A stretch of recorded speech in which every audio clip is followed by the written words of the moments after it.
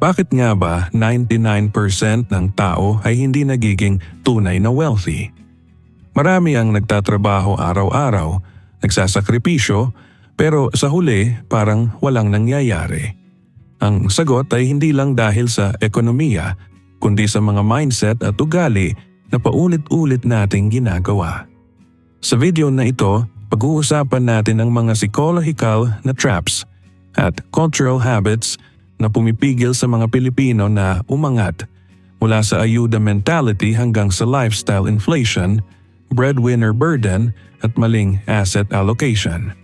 Pero siguraduhin mong tapusin ang video dahil sa dulo, ibabahagi ko ang pinakamahalagang aral na magbabago ng iyong financial journey. Pero bago natin simulan, paki-like naman ng video natin ito dahil malaking tulong na po yan sa mga content creator na kagaya namin. Maraming salamat po. Dahilan number 1, the ayuda mindset versus ownership. Ang tunay na dahilan kung bakit hindi yumayaman ang karamihan ay hindi lang dahil sa ekonomiya, kundi sa mindset na nakasanayan.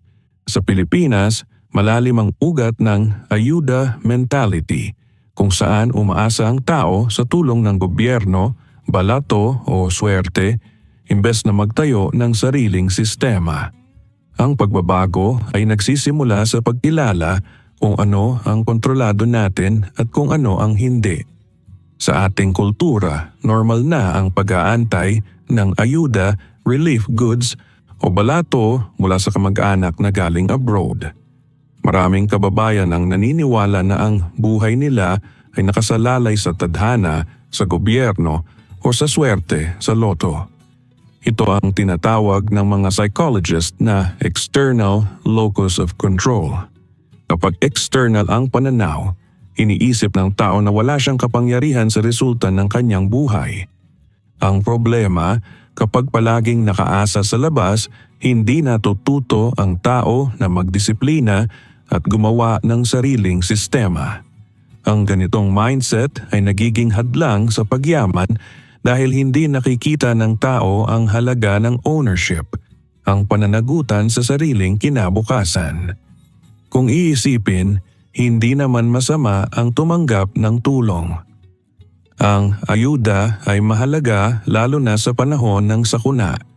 Pero kapag naging lifestyle na ang pag-aantay, nagiging cycle ito ng dependency. Halimbawa, may mga pamilya na umaasa sa remittance ng OFW buwan-buwan. Kapag nawala ang trabaho ng OFW, bumabagsak ang buong household dahil walang sariling sistema ng income. Ganito rin ang nangyayari sa mga umaasa sa relief goods tuwing may bagyo. Ang mindset na may darating na tulong ay nagiging dahilan para hindi maghanda ng sariling emergency fund o magplano ng pangmatagalang solusyon. Ayon sa mga pag-aaral sa Pilipinas, mas mataas ang resilience ng mga taong may internal locus of control. Ibig sabihin, naniniwala sila na kaya nilang kontrolin ang direksyon ng buhay nila sa pamamagitan ng sariling aksyon. Ang ganitong pananaw ay nagbubunga ng mas mataas na motivation, mas matibay na disiplina, at mas malakas na drive para mag-ipon at mag-invest. Kapag internal ang locus, hindi na iniisip ng tao na swerte lang ang dahilan ng tagumpay. Nakikita niya na ang consistent na effort, kahit maliit, ay nagbubunga ng malaking resulta sa paglipas ng panahon. Kaya ang unang hakbang para makaalis sa ayuda mindset ay ang simpleng practice ng paglilista ng controllables at uncontrollables.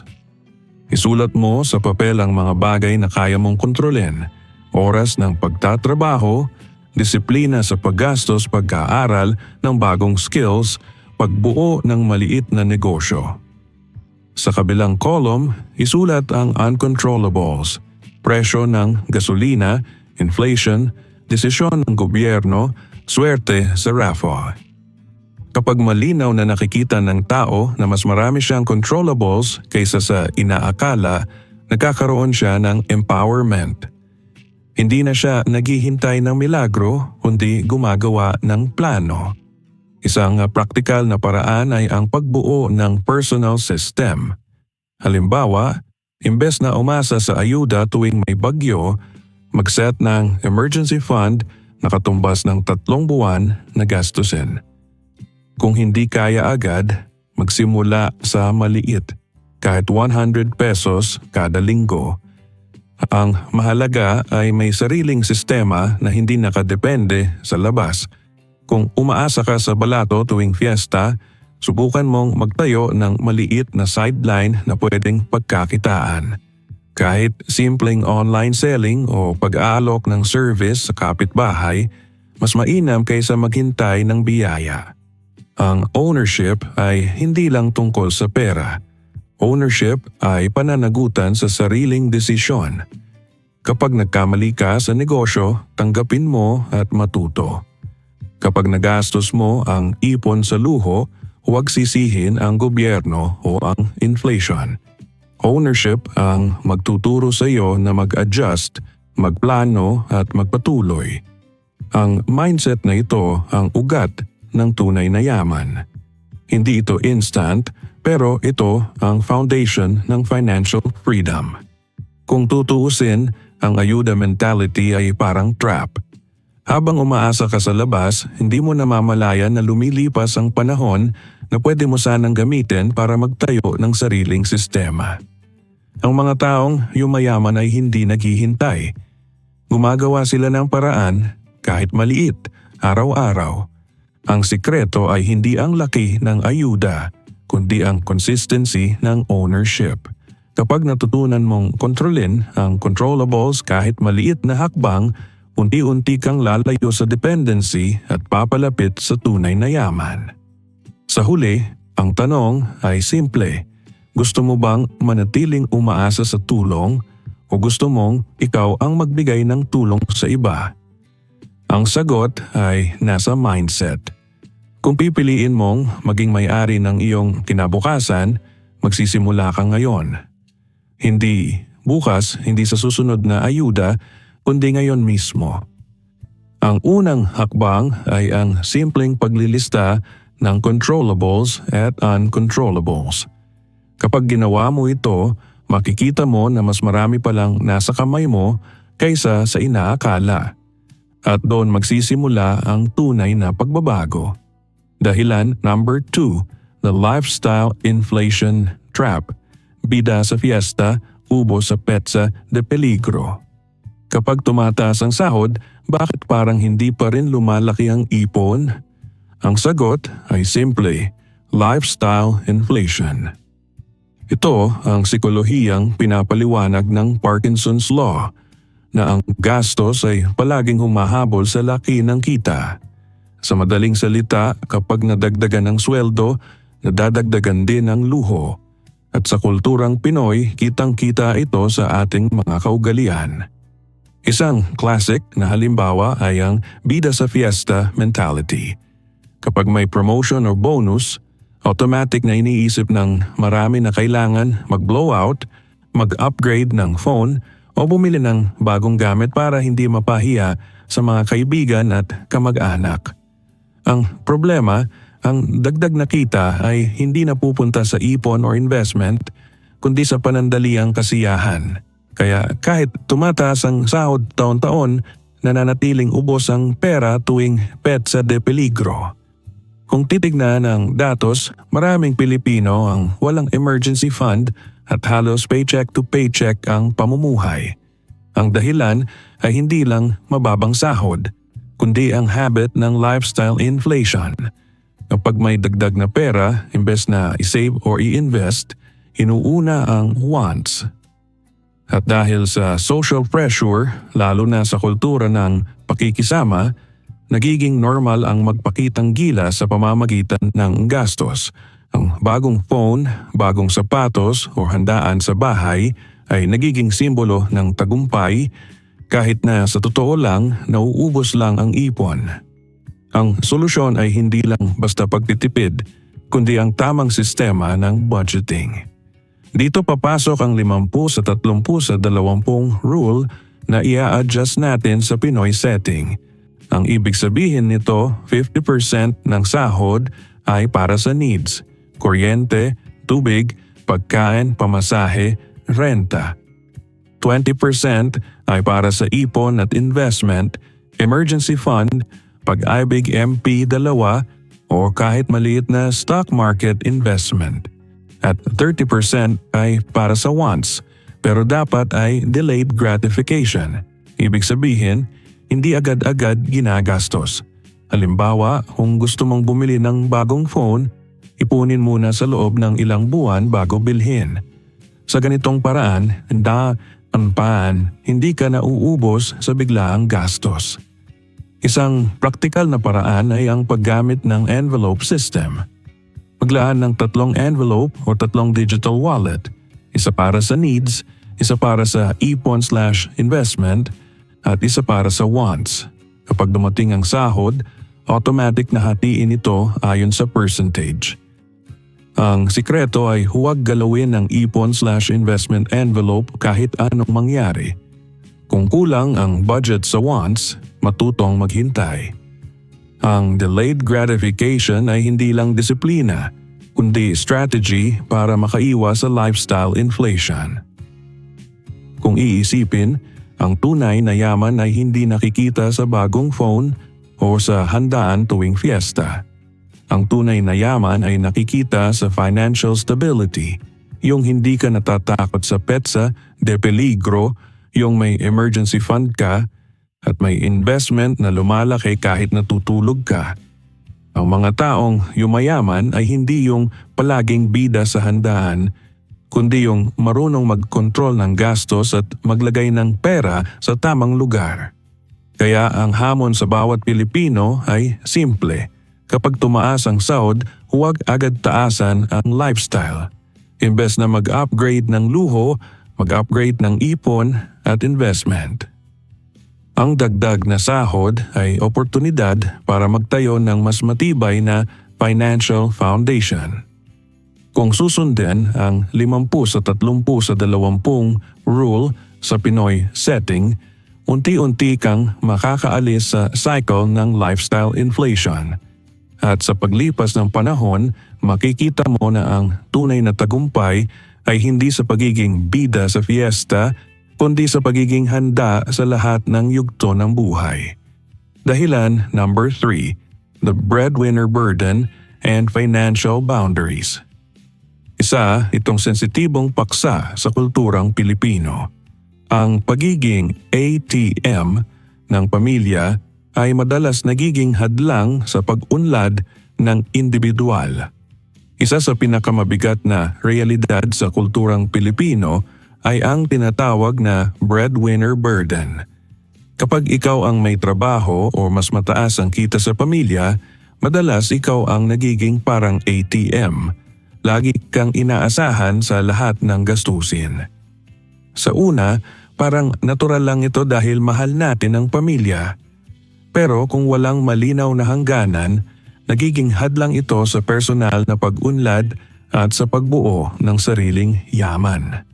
Sa maraming tahanan, lalo na sa mga probinsya, normal na ang konsepto ng isang kumikita, lahat nakikinabang. Kapag may anak na nakapagtapos at nakahanap ng trabaho, siya ang nagiging primary source ng income ng buong household.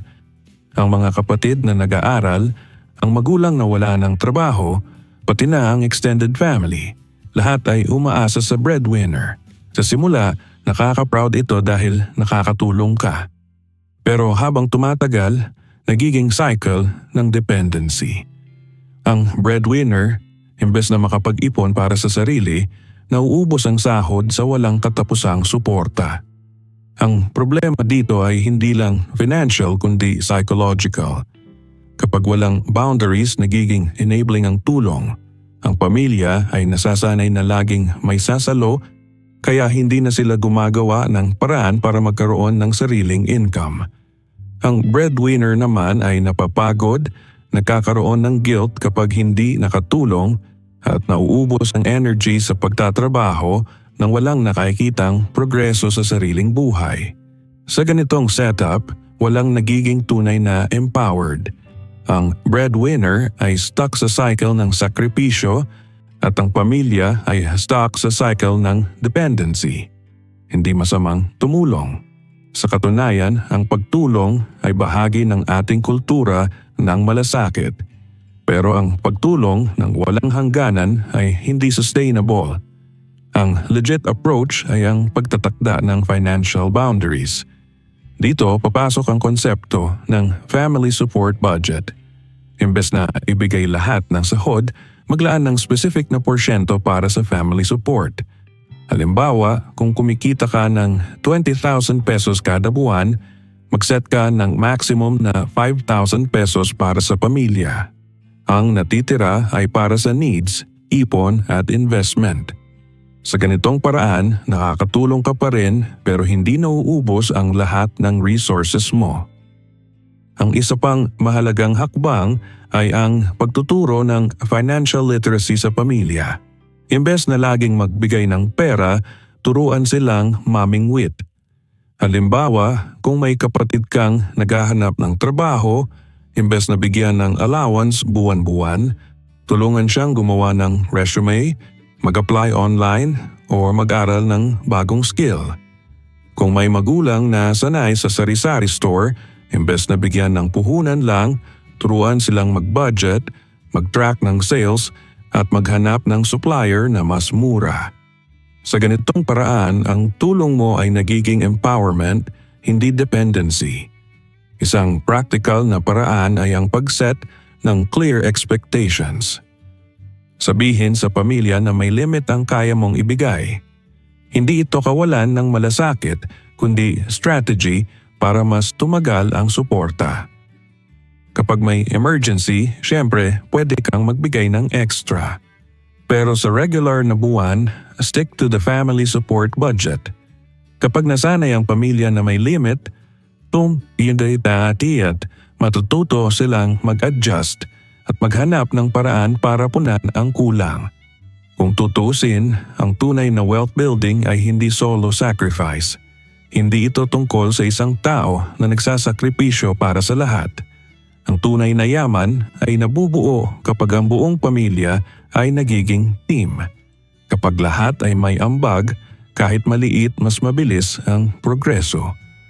Ang breadwinner burden ay nagiging mas magaan kapag ang pamilya ay natututo ring magtrabaho, mag-ipon at mag-invest. Sa huli, ang pagiging breadwinner ay hindi dapat maging parusa. Dapat itong maging oportunidad para turuan ang pamilya ng tamang financial habits. Kapag natutunan ng lahat ang konsepto ng boundaries at budgeting, mas nagiging sustainable ang tulong. Ang breadwinner ay nakakapag-ipon para sa sarili at ang pamilya ay natututo ring maghanap ng paraan. Ang resulta ay collective growth.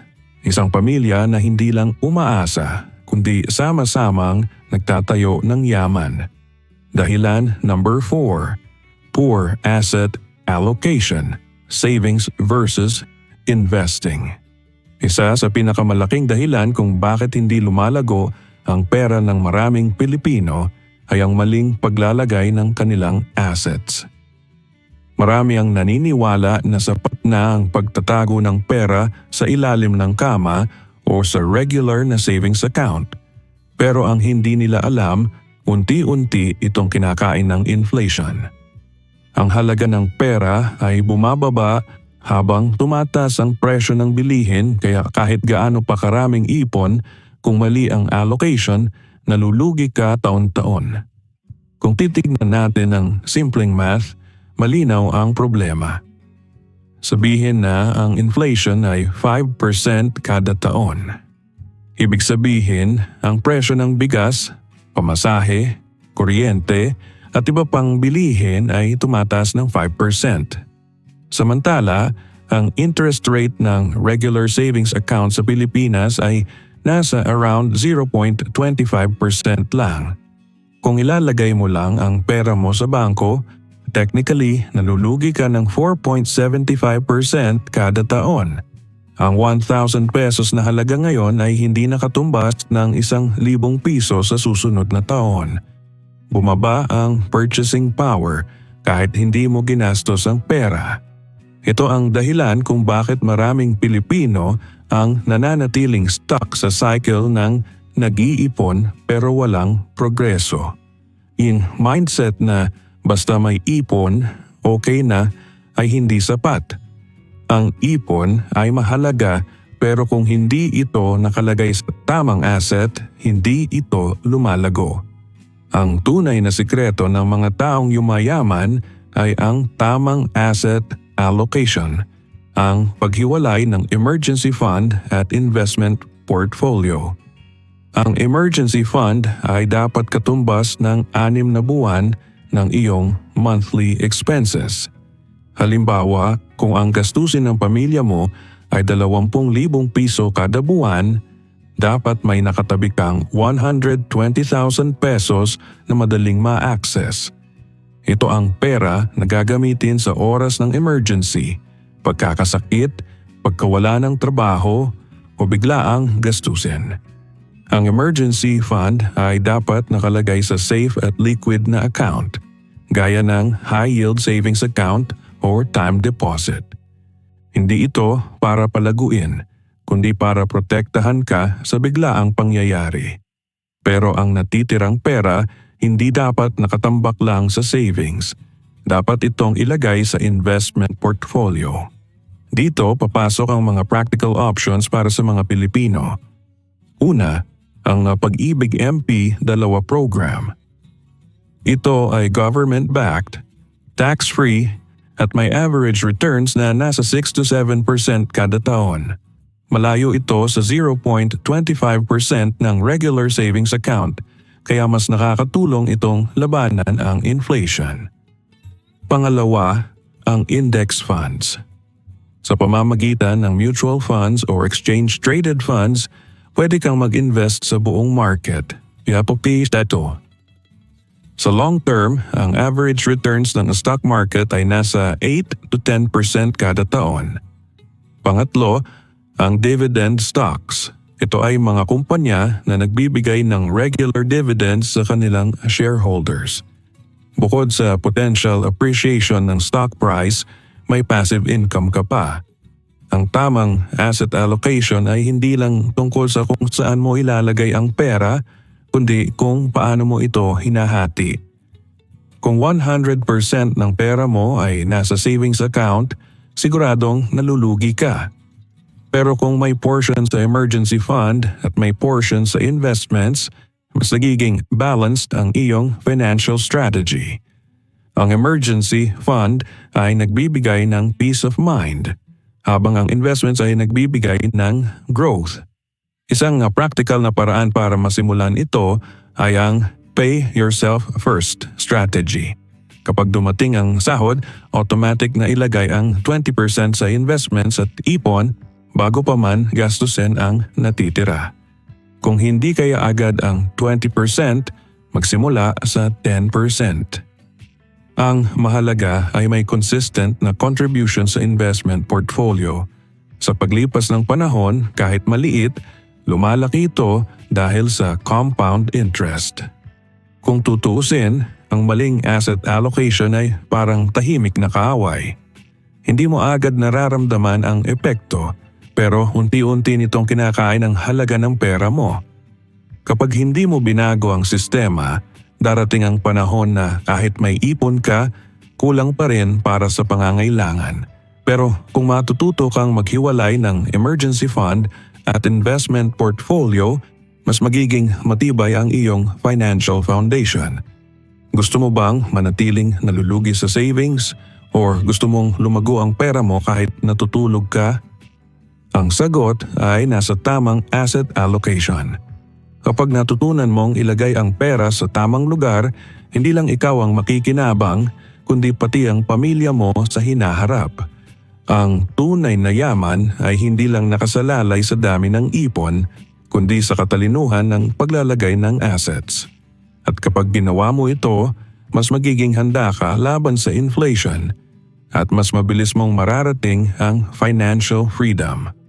Dahilan number 5, the get rich quick vulnerability. Bakit maraming Pinoy ang nabibiktima ng scam? Dahil sa desperation over education. Gusto ng mabilisang resulta ng walang hirap. Isa sa pinakamalaking dahilan kung bakit maraming Pilipino ang nabibiktima ng scam ay ang tinatawag na get rich quick vulnerability. Kapag desperado ang tao, mas madaling maniwala sa pangako ng mabilis na yaman. Ang problema, ang desperasyon ay kadalasang nauuna kaysa edukasyon. Gusto ng mabilisang resulta ng walang hirap, kaya kahit sobrang obvious na scam, marami pa ring nahuhulog. Kung titingnan natin ang mga headlines sa nakaraang taon, paulit-ulit ang balita tungkol sa mga investment scam na kumakalat sa bansa. Mula sa mga pyramid schemes hanggang sa mga online double your money offers, pare-pareho ang pattern. Nangangako ng guaranteed returns na sobrang taas kumpara sa normal na investment. Halimbawa, kapag may nagsabi sa iyo na kikita ka ng 30% per month, siguradong scam iyon. Bakit? Dahil kahit ang mga pinakamalalaking kumpanya sa mundo ay hindi kayang magbigay ng ganitong klaseng kita ng tuloy-tuloy. Ang stock market average ay nasa 8 to 10% per year, hindi per month. Kaya kung may nangangako ng 30% monthly, malinaw na red flag. Ang psychology ng scam ay nakaugat sa desperasyon. Kapag ang tao ay hirap sa pera, mas madaling maniwala sa mabilisang solusyon. Ang mga scammer ay marunong maglaro sa emotion. Gagamit sila ng testimonya, flashy cars at success stories para ipakita na madali lang yumaman. Ang mga biktima, dahil kulang sa financial education, ay hindi nagtatanong kung paano talaga kumikita ang negosyo. Basta may pangako ng mabilis na balik, papasok agad. Ang mindset na ito ay delikado dahil imbes na mag-ipon at mag-invest sa legit na paraan, naubos ang pera sa mga pekeng oportunidad. Dito papasok ang kahalagahan ng risk assessment matrix. Bago ka pumasok sa kahit anong investment, kailangan mong tanungin ang sarili mo, ano ang risk level, ano ang potential return. Legit ba ang underlying business model? Kung hindi mo maipaliwanag kung paano kumikita ang negosyo, huwag kang papasok.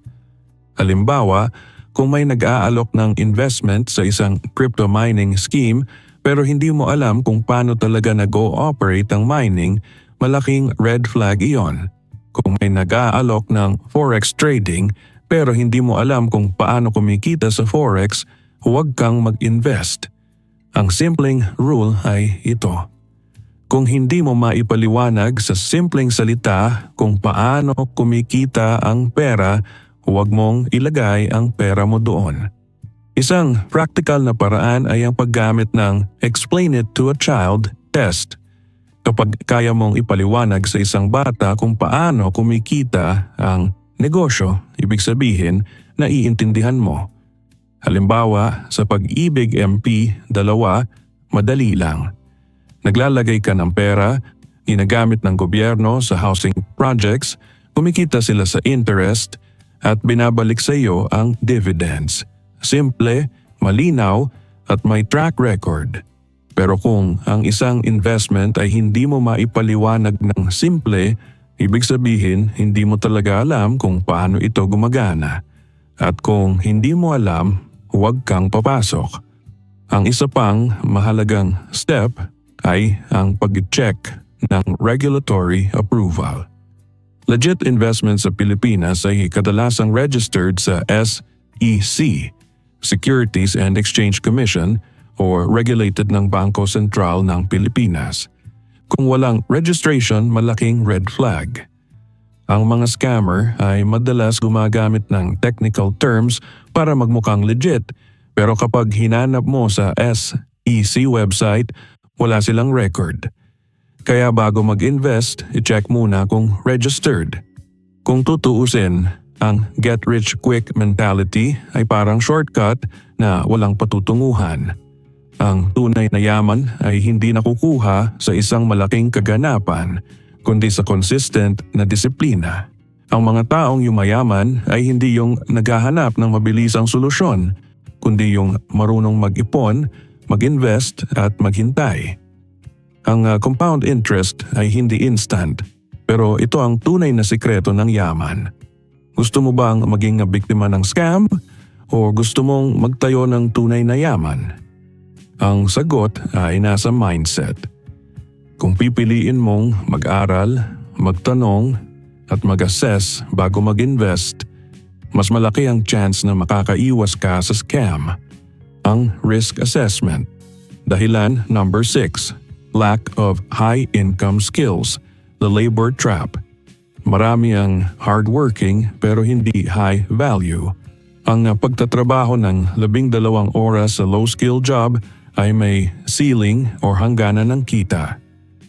Isa sa pinakamalaking bitag na pumipigil sa maraming Pilipino na umasenso ay ang tinatawag na labor trap. Marami ang hardworking pero hindi high value. Ang ibig sabihin nito, kahit magtrabaho ka ng 12 hours sa isang low-skill job, may ceiling o hangganan ng kita mo. Hindi tataas ang sahod mo ng higit sa limit na itinakda ng posisyon kahit gaano ka pa kasipag. At dito pumapasok ang malaking pagkakaiba ng pagiging busy versus pagiging valuable. Kung titingnan natin ang karaniwang sitwasyon, maraming kababayan ang nagtatrabaho ng lampas sa 8 oras kada araw. May mga nag-o-overtime, may mga kumakayod sa 2 trabaho, pero sa huli, halos sapat lang ang kinikita para sa basic needs. Ang dahilan ay simple. Ang trabaho ay low skill. Kapag ang skill mo ay madaling palitan, hindi tataas ang value mo sa merkado. Kaya kahit magdoble ka ng effort, hindi magdodoble ang sahod. Ang labor trap ay parang hamster wheel.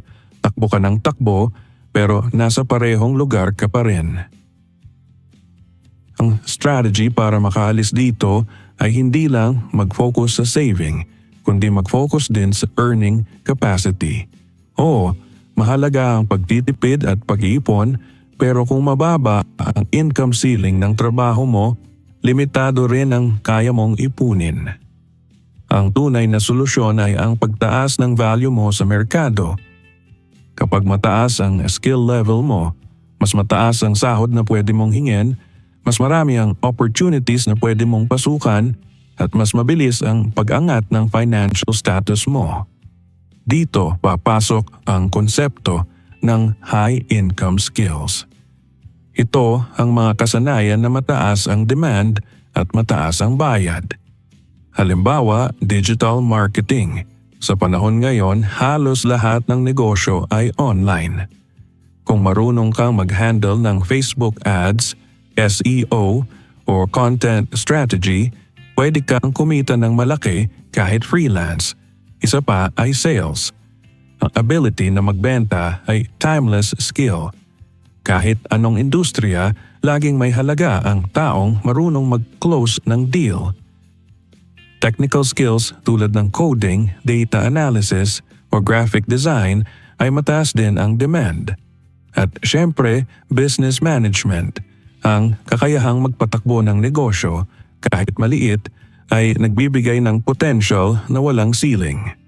Ang actionable guide dito ay simple pero powerful. Mag-allocate ng 1 to 2 hours gabi-gabi para matuto ng high-income skills. Hindi mo kailangan agad mag-enroll sa mahal na course. Maraming free resources online, YouTube tutorials, free ebooks at mga community groups. Ang mahalaga ay consistency. Kung araw-araw kang maglalaan ng oras, kahit 1 hour lang, sa loob ng 1 taon makakabuo ka ng bagong skill na pwede mong i-monetize. Halimbawa, kung mag-aaral ka ng digital marketing, sa loob ng 12 months, kaya mo nang mag-handle ng campaigns para sa small businesses. Kung mag-aaral ka ng sales techniques, kaya mo nang magbenta ng products online at kumita ng extra income. Isang practical na paraan ay ang pag-set ng learning schedule. Halimbawa, pagkatapos ng trabaho, maglaan ng 1 hour para sa online course o practice. Kung mahilig ka sa social media, gamitin ang oras na iyon para pag-aralan kung paano kumikita ang mga content creator. Kung mahilig ka sa numbers, mag-aral ng basic accounting o Excel skills. Ang mahalaga ay intentional ang paggamit ng oras.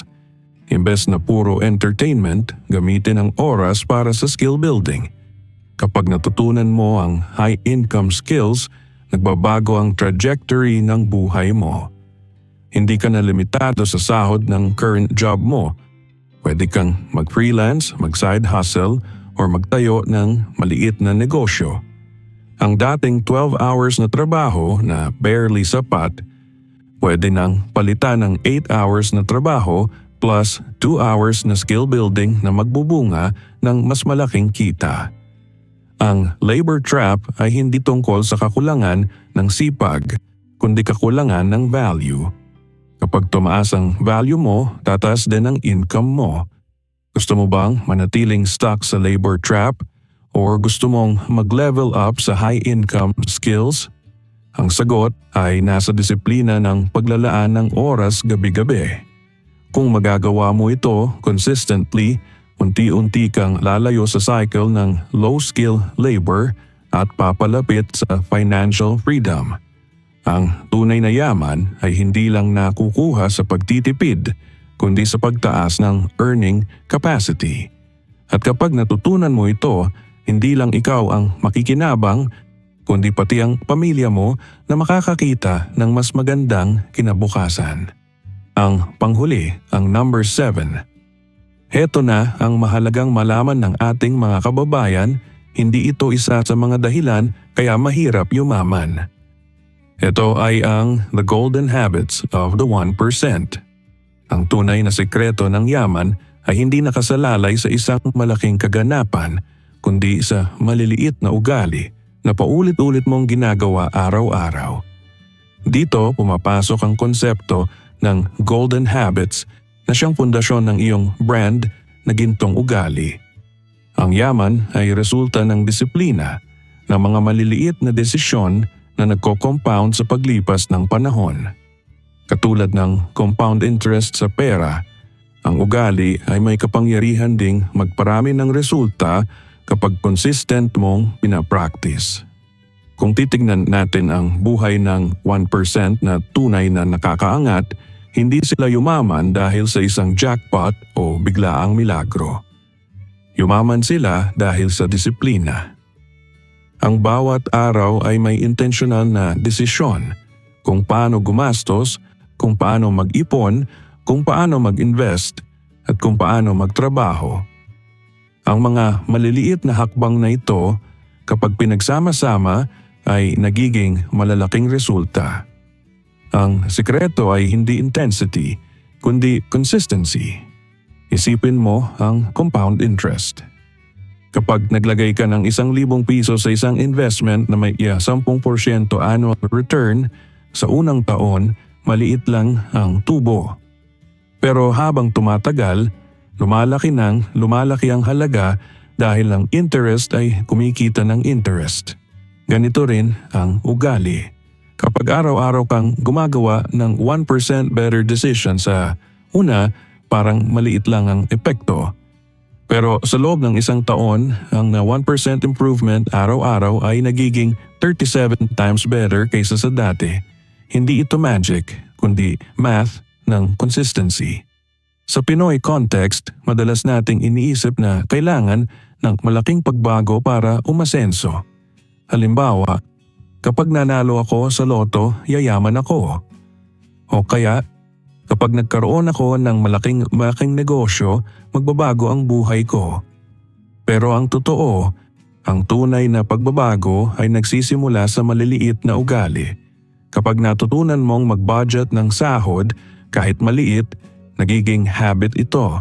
Kapag natutunan mong mag-ipon ng kahit 100 pesos kada linggo, nagiging habit ito.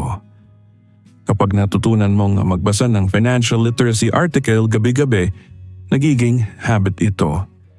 At ang mga habit na ito, sa paglipas ng panahon, ay nagko-compound para magbigay ng malaking resulta. Ang actionable guide dito ay ang paggamit ng 1% rule. Ang ibig sabihin nito, huwag mong pilitin ang sarili mo na magbago ng biglaan. Imbes na mag-set ng sobrang taas na goal, mag-focus ka sa maliit na improvement araw-araw. Halimbawa, kung dati ay gumagastos ka ng 50 piso sa milk tea araw-araw, bawasan mo ito ng 1%. Kung dati ay hindi ka nag-iipon, simulan mo sa 1% ng sahod mo. Kung dati ay hindi ka nagbabasa tungkol sa investments, maglaan ka ng 10 minutes araw-araw para mag-aral. Ang mga maliliit na hakbang na ito, kapag consistent, ay nagiging malaking pagbabago. Isang practical na paraan ay ang pag-track ng habits. Gumawa ng simpleng notebook o digital tracker kung saan ilalagay mo ang iyong daily habits. Halimbawa, nag-ipon ako ng 100 pesos today, nagbasa ako ng isang financial article, nag-aral ako ng 15 minutes ng bagong skill. Kapag nakikita mo ang progress araw-araw, mas nagiging motivated ka na ipagpatuloy. Ang habit tracking ay parang salamin na nagpapakita ng consistency mo.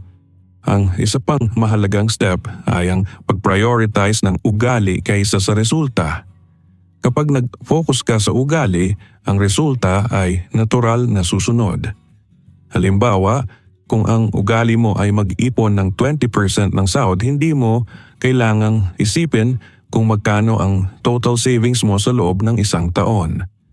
Ang ugali mismo ang magbibigay ng resulta. Ang problema ng maraming tao ay gusto nila ng instant result. Pero ang 1% rule ay nagtuturo na ang tunay na resulta ay galing sa consistent na ugali. Kung tutuusin, ang golden habits ay hindi lang tungkol sa pera. Ito ay tungkol sa mindset ng disiplina. Kapag natutunan mong maging 1% better sa financial decisions, matututo ka ring maging 1% better sa health, sa relationships, at sa career. Ang ugali ng consistency ay nagko-compound sa lahat ng aspeto ng buhay.